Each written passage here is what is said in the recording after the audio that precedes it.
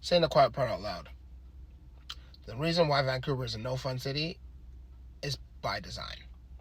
The people who run the city want a certain kind of attention from the people they're attracting, which is people who have money to run and wash through their money laundering operations, which are rampant through the city.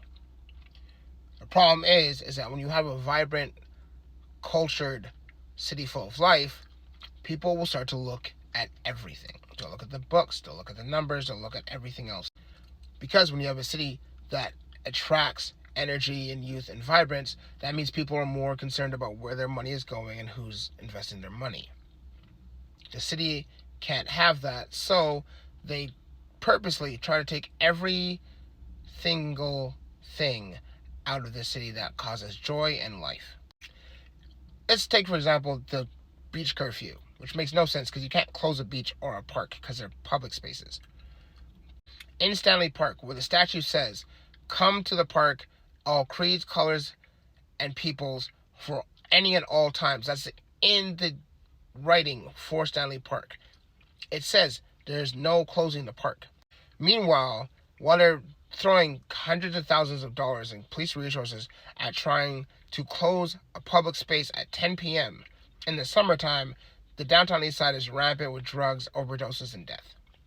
Why is this such a concern for the people who run the city? Because the more people that gather, that means the more people to have discussions and formulate plans to actually make this place better, which will actually cause attention.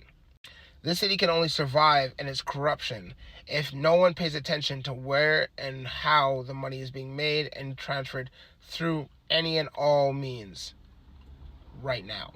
You create a vibrant city of life, people want to attract attention to that. When you attract attention to that, that means people start looking at the numbers. And they can't have that because if they want to be the number one money laundering place in the world, that means they have to keep everything here controlled, concise, and boring. This place will never change. Not while the people who run it are in charge of it.